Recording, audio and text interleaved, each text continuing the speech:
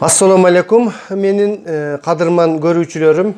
Bugün men sizler menen dagы bir жолу сиздердин сурооңуздар боюнча дагы кошумча суроолор көбөйүп кеткендигине байланыштуу ушул омуртка грыжалары боюнча дагы bir жолу сүйлөп бермекчи болдум. Достор, сиздер көбүңүздөр бир мындай туура эмес түшүнүп жатасыздар да, ушул оору грыжадан эле келип чыгат. Эгерде бел ооруп барган болсо, ушул грыжа диагнозун койгон болсо, ушул грыжадан гана оору пайда болуп жатат дегендей түшүнүк болуп жатат да.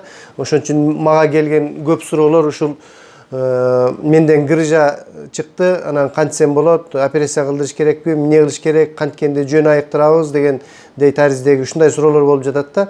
Эми мен дагы бир жолу сиздерге айта кетейин, ушул 70-80% учурда бул грыжадан оору пайда болбойт, булчуңдардын гана оорусу болот да, бирок танууга дагы болбойт. Ошол эле радикулопатия дагы эстеп калыңыздар. Же болбосо баягындай корешковый синдром деп коет. Ушул действительно ошол нервтерди кысып калып, ошол операциясыз, ага мүмкүнчүлүксүз операция кылмайынча болбой турган учурлар да болуп калат да. Ал эми бул нерсе 15-20% учурда ошондой болот. Ал эми калган ушул 70-80% учурда жөн эле баягы массаж менен айыгып кете турган нерсе, достор. Ошон үчүн грыжа деп эме кылганда кыжаалат болуп, баягындай стресс болуп, депрессияга түшүп, мен мисалы үчүн өзүмдүн башымдан өткөн, ушуну мен ал кезде мындай көп кызыгып, көп билбейт элем. Өзүм дене тарбия институтун бүткөнүмө карабастан, медициналык билим жок болгондуктан мен дагы шок болуп, ошол эле нейрохирургтарга барып, башкасына барып, круг ушундай айлампанын баарын айлантып, костоправтарына чейин барып, иши кылып, баягындай эмне кылышымды билбей айла кетип калган да. Көрсө андай болбойт экен. Ушул көп окудум, андан кийин көп ушул адамдарга жардам бердим. Жөн эле көпчүлүк учурларда 70-80% ушул массаж жолу менен, гимнастика жолу менен, ысытуу, ушу баняга апарып, же болбосо грелкаларды коюп, бал сүйкөп, компресс жасап, ушундай жолдор менен эле айыга турган нерсе, достор. Мына мен өзүмүн практикамда деле көрүп жүрөм. Кээ бирөөлөр 10 процедурага жетпей эле 5-6 процедура менен эле жакшы болуп кетишет да. Ал эми кээ бир адамдар действительно мындай кыйын, бул ар түрдүү баягы адамдын оорунун эскилигине жараша, организмдин күчтүүлүгүнө жараша баягы дабалана турган нерсе да. Эгерде мындай операциясыз ыкма менен айыга турган жөнөкөй грыжалар болсо, жөн эле ошол кээде 10, 20, кээде 30 жолу процедура болуп калышы мүмкүн. Ошого сабыр кылып чыдаган адам, ошол баягы рекомендацияларды туура аткарган адам жеңип кетет, достор.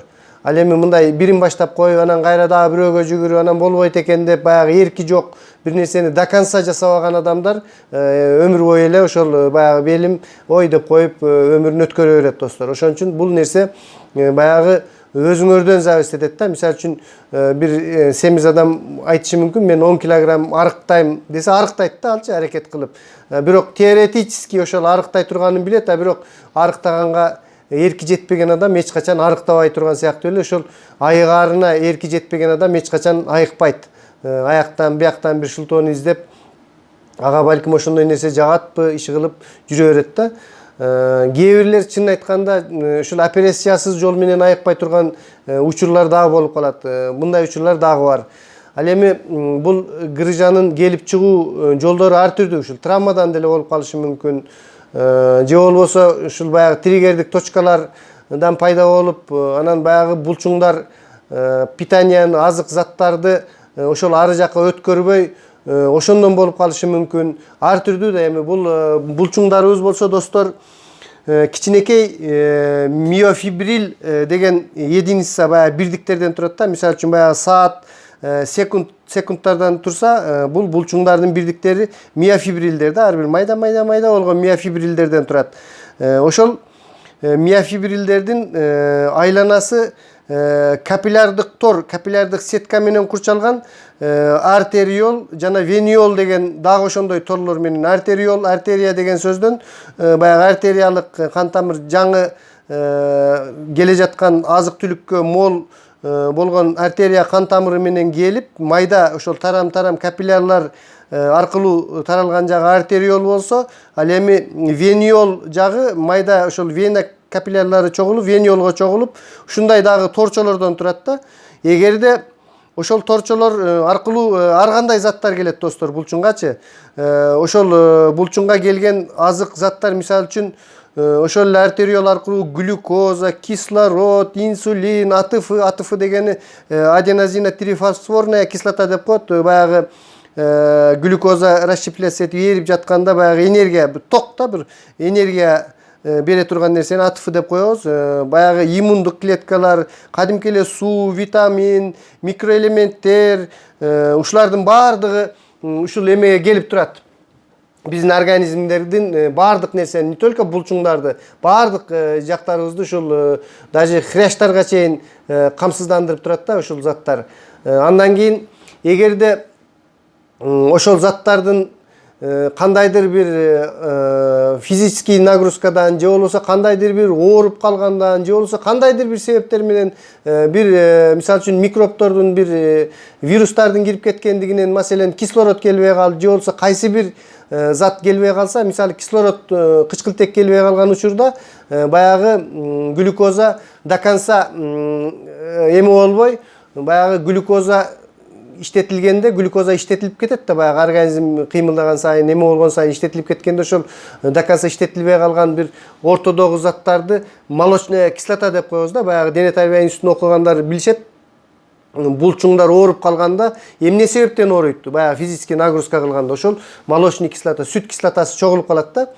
Ошол сүт кислотасы ооруну пайда кылат. Ошол сүт кислотасы до конца айыкпай неме кылып пар менен же болбосо баягы зат алмашуулар менен чыгартылбай ошол жерде калып кетсе, баягы сүт кислоталары лактат деп коюшат. Өздөрүнчө туз, өздөрүнүн тузу бар да.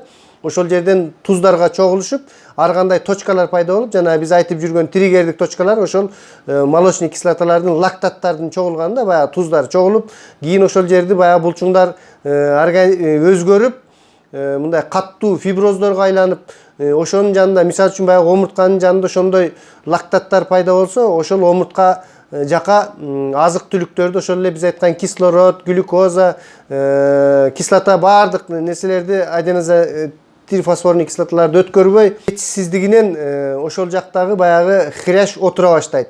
Хрящ отуруп баягы эки хрящ отургандан кийин анын ичиндеги жактан баягы пульпозный ядро деп коет, ошол жактан жарып чыгып баягы грыжа чыгат да. Эми грыжа шуморля деп коет. Грыжа шуморля дегени баягы омурткалар бирине бири көздөй, ылдый көздөп кетет да, төмөн көздөйчү.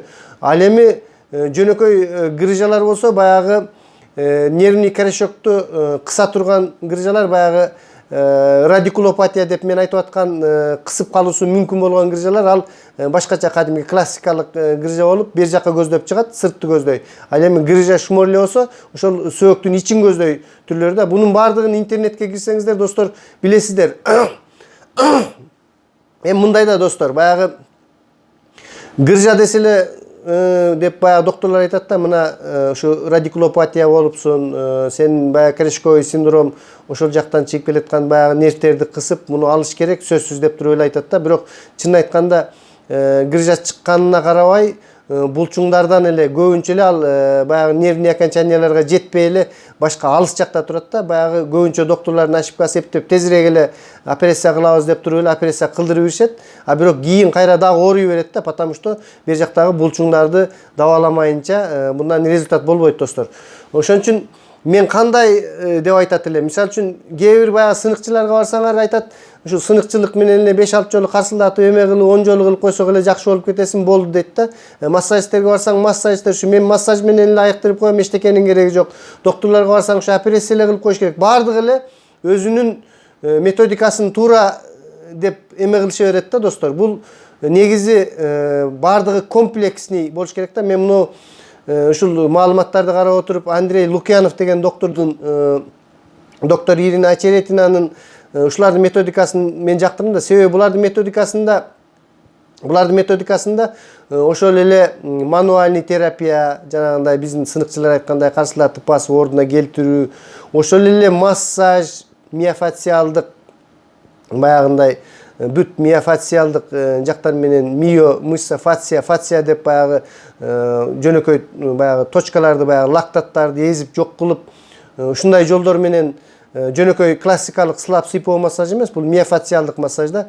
Миофасциалдык массаж, гимнастика, сөзсүз түрдө гимнастика болуш керек да, баягы пир деп коет, постизометрическая релаксация деп мен баягы көнүгүүлөрүн көрсөтүп дагы эме кылып жүрөм, баягы бутту, колду чоюп баягы тартыш кыскарып калат да, булчуң эмелер, тарамыштар, ошолорду чоюш керек. Ошондо баягы триггерлик точкалардын баягы напряжение эмелер жок болуп, баягы чыңалып турган булчуңдарыбыз азайып, баардык нерсе өзүнө келет да. Кыскасы комплекстүү УВТ деп коет, баягы ультраволновая терапия деп, ушундай УВТларды баардыгын комплексный кылган учурда гана жакшы натыйжа берет да. Анан жөн эле операция кылдырып кое берип койсоң деле ал кайсыдыр бир кезде кайра ооруп калышы мүмкүн, кайра ушундай болушу мүмкүн. Иши кылып баягы бир эле методиканы эмес, баардыгын чогуу алып барыш керек да достор. Мен да ошол массаж менен заниматься этип жатканымда ошолордун баардыгын чогуу алып барышка аракеттенем да. Баягы паритет эткенге мүмкүнчүлүгүм болбой калса, паритет албай калсам, барып өзүн айтам, сөзсүз түрдө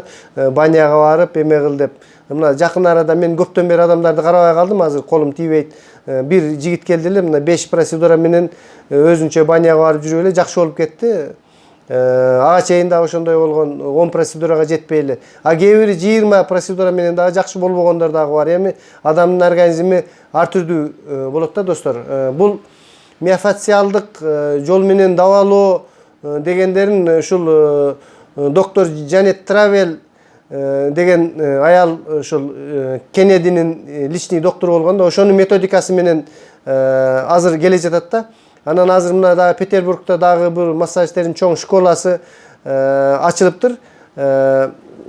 Миологическая деп коет экен, баягы мио школа депчи, ушул булчуңдар боюнча. Булар дагы кичине баягы өздөрүнүкүн туура дешип эме кылышып келатышат. Эми кимисиники кандай болгондо дагы ушундай комплексный жактан карашыбыз керек да достор. Баягы гыржа болуп калдым эле деп духуңарды түшүрбөй, сөзсүз түрдө баягы мындай билген адамга көрүнүш керек да. Анан чыдап жүрө берген дагы болбойт. Себеби биринчи стадиядан экинчи стадияга өтүп кетет, андан кийинки өтүп кетет.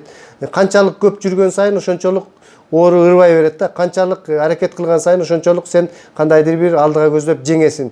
Өзүңөрдөн чоң зависит этет. Баягы гимнастиканы убагында жасаш керек, зерикпеш керек достор. Мына мен деле белим ооруп айыкканмын, бирок ушул баягы жумушка байланыштуу, мына мен охранада турам, көп туруп калам. Эми гимнастика кылса деле болот. Эртең менен гимнастика кылам, көбүнчө эле кылбай калып, ошону кылганда жакшы сезесиң, кечке жакшы жүрөсүң. Кылбасаң баягы соодам деле ооруйсуң да достор. Ошон үчүн эч качан зерикпей бир 15 мүнөтүңөрдү аябай өзүңөрдөн эме кылсаңар, ошол эле мен айткан жанагы кан жүгүрүү системасы жакшы болуп, булчуңдарга азык заттар келип, булчуңдар ыйлашпай жакшы болуп, баардыгы жакшы болуп калат достор. Ошон үчүн эч качан үмүтүңөрдү үзбөгүлө. Кимдер ооруп калган болсо, сөзсүз айыгарыңарга ишенгиле. Анан бир адамга көрүнсөңөр, бир до конца көрүнүп, сабыр кылып, ошого чыдап дегендей дабаңарды алгыла достор. Саламатта тургула.